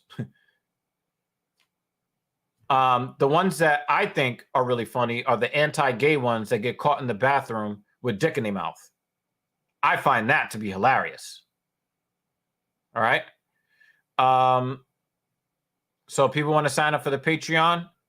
Awesome. What kind of stuff you saying in there to get canceled? You're gonna have to check us out. The Patreon is in the description. At least it should be when I set up this room, because I frequently forget to do shit. Yeah, I did put it in there. Yeah, I didn't mess this up. So yeah. So I'm very happy with this stream. I don't know what happened to Captain Paul. I don't know what happened. I'm gonna talk to him later. He's probably not feeling well. You know, he's post-surgery. He's also a cancer survivor. So there are some people who, you know, get sick a little bit more often because he's immunocompromised. So even though he didn't want to take the Rona vaccine, he was forced to because he's immunocompromised. So don't know exactly what happened to Cap, but yeah, I don't know what to tell you on that. But we love Captain Paul over here. We're gonna always support him, and perhaps he will be on tomorrow's show. I am determined to give you another 1 or 2 hours of my life tomorrow for episode 70, because we are going to cover the other half, the inverse of yesterday's live stream, where we guessed how many guys that the girls let tap the ass. Well, they did the same thing earlier, trying to see who they thought got the most cheeks among men. So we're going to go through that live stream, and we're going to be very, very harsh on the men. We're going to be very harsh on the men. I do recommend that if you haven't seen it already, go check out the body count episode, which is TSP number 68, which was yesterday. We had a lot of fucking fun on that. Please, please, please go watch that. Yeah, if you're on antibiotics, part of your immune system has been erased because bacteria does make up about 70% of your immune system. So yeah, wear a mask. I really wanted to make a really fucked up joke. I'm going to leave that to your imagination.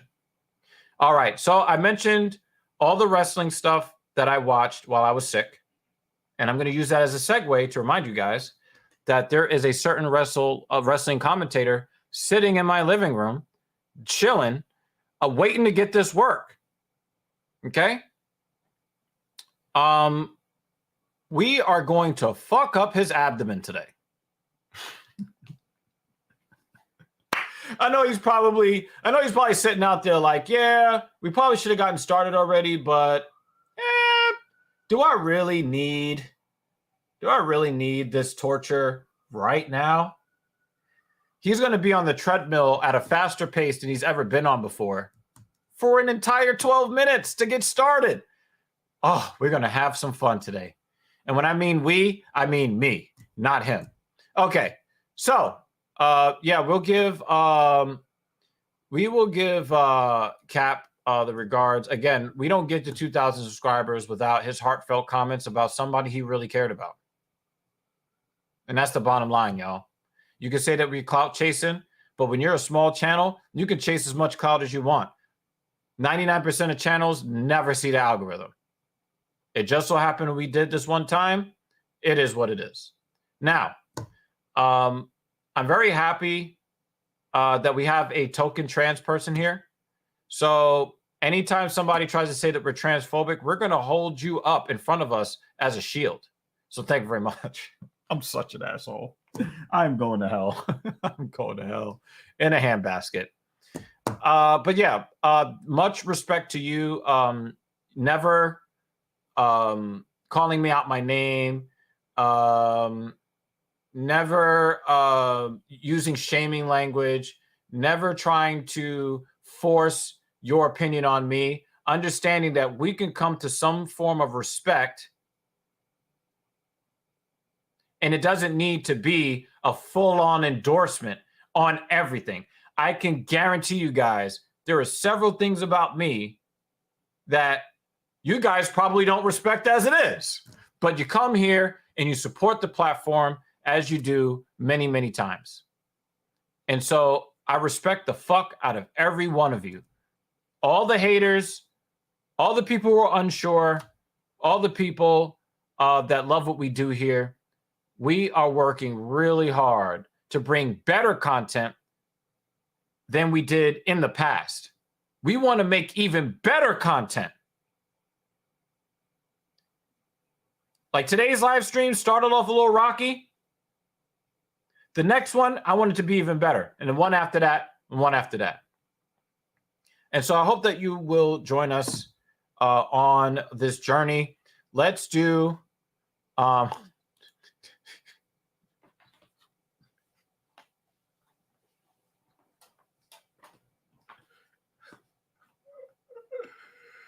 I'm dead. I'm fucking dead. I'm fucking dead. I'm dead. I'm dead. Let me do some housekeeping. Cass, we'll get to this. Well, we should probably get to this now. Cass says that I have my own opinions on this one. I'd say the issues of police brutality and supporting pride are weighted a bit differently, at least in my opinion. I would definitely say this for me. Endorsing somebody's lifestyle versus not interfering with somebody's ability to keep breathing because I was afraid for my life. I'm the only one armed, but this black person is so scary. I had to kill them in front of their children. My bad. I had to kill the children too.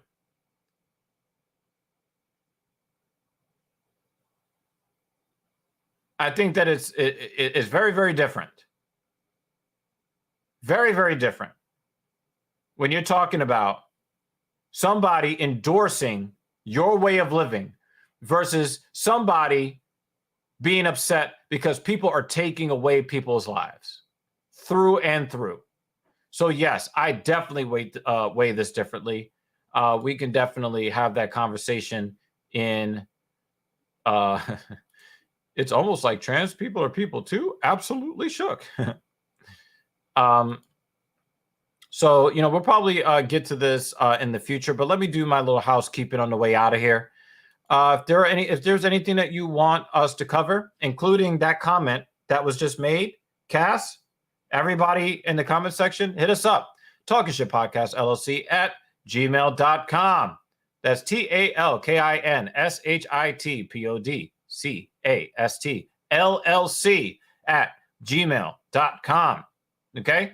If you want to see me play Horizon Forbidden West, Masculine Woman Don't Need No Man, check me out on YouTube, youtube.com /DR_evil_genius.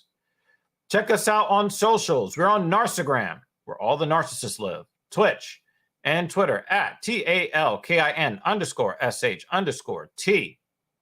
All right. If you are watching us on another platform, please come on over to YouTube and drop us a sub like 2,000 people have seen fit to do to this point. youtube.com/@TALKINSHIT. And as always, if you are not able to drop us a super chat or a super thanks or whatever, you can help us recoup some of the multiple thousands of dollars that we've put into this project by hitting the like button, by sharing our work, and hitting that subscribe button, as you guys have already done in droves over the last 7 days. We really super appreciate you. I cannot tell you how excited I am to make more content, because people have started to appreciate what me and Captain Paul are trying to do here. And it's really been a very exciting week. Very exciting week. And so, yeah. Cass, do me a favor.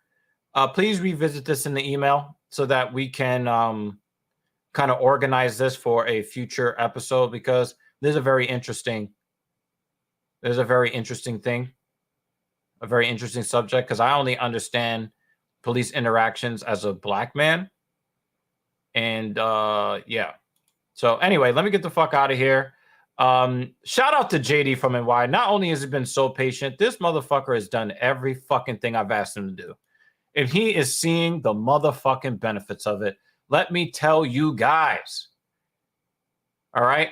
That dude gave me 25 reps yesterday at 205 pounds on the barbell back squat. And man, ooh. Available to chat. Hit us up on Discord. The Discord link is in the description. The Discord link is in the description, Kaiser 11. If there's something that you want to talk about as far as anything or whatever, please hit us up on Discord. And I check it a little bit more frequently now. So please do that. Anyway, again, shout out to JD from NY. He is definitely a client that I'd hold in high regard, not because we're personal friends, but because of his dedication to trying to be the very best of himself. Even when something is telling him to quit, he hangs in there. So I'm about to go make him hang in there and survive. So thank you very much for spending this morning and afternoon with me. Catch you on episode 70 tomorrow and Filthy Casual MMA Watch Party on Saturday. See you later. Peace.